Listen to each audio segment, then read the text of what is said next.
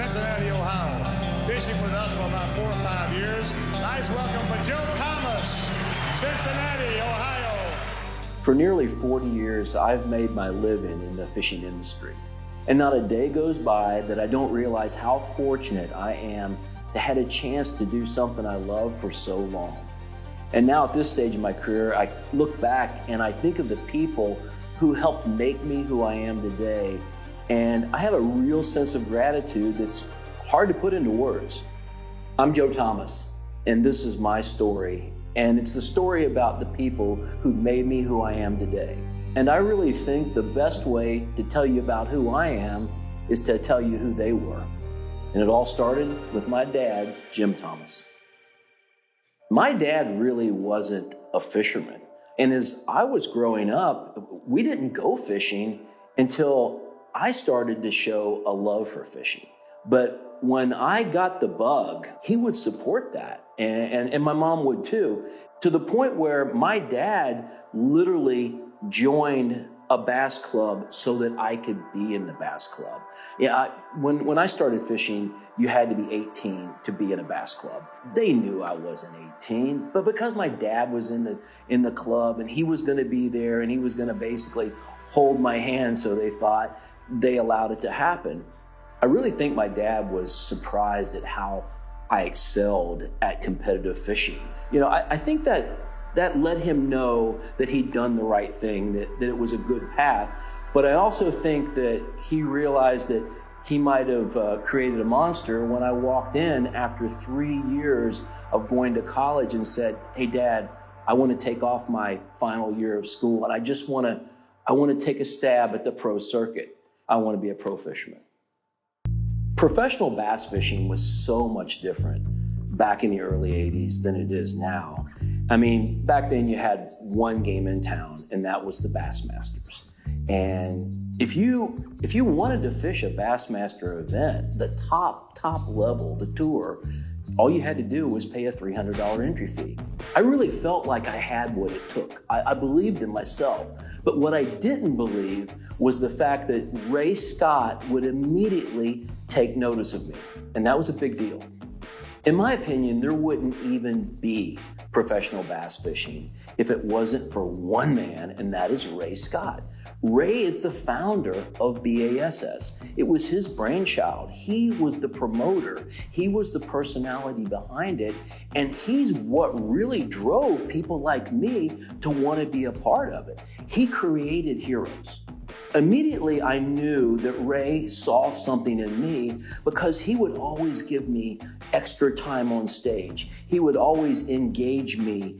He would always try to bring me in. And he knew that I was struggling to make a living in a sport that I love. But he also knew that I had potential, or I don't think he would have spent the time with me.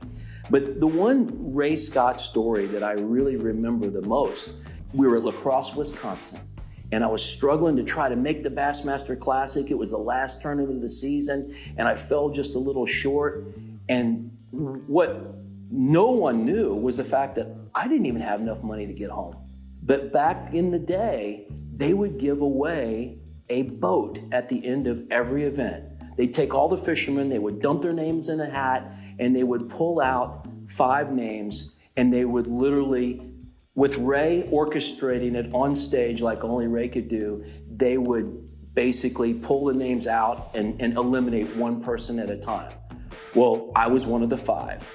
I remember this vividly, and this was one of those moments that will always stick with me, is we were down to 2, and Ray's thing was always to go back and forth between the 2 guys. This is a $10,000 boat. How much would you give him right now for your spot? And basically he would run the guys. Well, I had no money. The guy that I was going up against had quite a bit of money, and he offered me $1,000 for my ticket. And I was just ready to take it. And Ray leaned over and he said, "Don't you dare take that $1,000. Legitimately, he drew my name. I won the boat. I was able to sell it right away, had the money to get home. And what I didn't realize is Ray was building a persona for me. He was trying to help me take that next step. And to have Ray Scott in my corner at that point in my career was gold. It was money. Another person that was a real influence in my fishing career was Tim Tucker. Tim was the senior outdoor writer at Bassmaster Magazine, and I kind of knew when I had started to make it, when Tim started to come up to me and ask for quotes. But when he came to me with an idea of writing a book about the life of a bass pro, I thought it was a great idea, but I had no inkling that it would be about me. The fact that he chose me out of all the amazing anglers at that time to write Diary of a Bass Pro was a big step in my career. And basically what that book was me recording day-to-day life on the tournament trail. And at the end of the year, we put it together in one paper-bound book. And Diary of a Bass Pro was probably one of the best things that I ever did. I still to this day, 25, 30, however many years later, I still have people walk up with old dog-eared, well-worn copies of the book and asking me to sign it at a sports show. What it really did for me was it just kind of validated not only who I was, it personalized who I was to the fans, but it also validated me as a professional angler and someone that was established on the circuit. I think any sport, and competitive bass fishing is no different. The competitor in the sport, if they do it long enough, they're gonna kind of have that apex moment that they're always gonna go back and look at and say, that was when I really felt like I made it. And for me, it was the year 1990. In 1990, I qualified for the Bassmasters Classic, and I won what was at the time the largest payback in fishing. $100,000. I won the BFL All-American. Back in the day, it was called the Redman All-American. But it was one of those events that was really looked at as one of the crown jewels of a career. And I was able to put that one in the bank in 1990. And believe it or not, the event that overshadowed those first two things that happened that year was the fact that I married my wife, Diane. And believe it or not, Ray Scott came to my wedding. Pretty good year, I think. I'm a big believer that opportunities get put in front of you. I think everything is meant to be. I think the good Lord has a plan. You say whatever you want, but I'm telling you that there was an exit strategy that literally fell in my lap. I get a call from an old buddy of mine, Bob Dillo. He had a show on Outdoor Channel, this brand new network. It just started up. It was called the Buckeye Bass Man. So I said, heck yeah, man, I'll do it. Good promotion for me. Get you a good TV show. We went up there and we knocked the show out in a couple of days. It was amazing. And months after I did this episode with Bob Dillo on Lake Erie, I get this box in the mail. And it's a VHS tape. And I opened it up, and it's like I didn't even know what I was opening. And it said the Buckeye Bass Man, Joe Thomas, episode 11, Bob Dillo. And I'm like, oh, dude, the guys thought to send me an episode. And I plugged it in, and I watched it, and it was entertaining. It was fun.